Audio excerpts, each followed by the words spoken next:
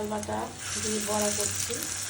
মসুর ডাল বাটার সাথে ধনেপাতা দিয়েছি, কাঁচামরিচ বাটা দিয়েছি, কাঁচামরিচ ধনেপাতা একবারে বেটে নিয়েছি।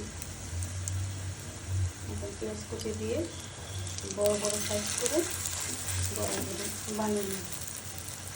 জাল কম দিয়ে করলে বড়াগুলো ভিতরে সুন্দর হয়, ভিতরটা একটু শক্ত হয়, নাহলে জাল বাড়িয়ে দিলে ভিতরে কাঁচা থাকে, ওপরটা সুন্দর হয় না।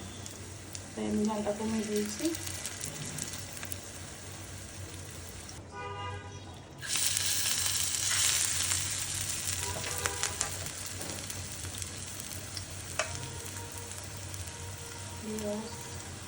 মসুরি ডাল বাটা দিয়ে বড়া করছি।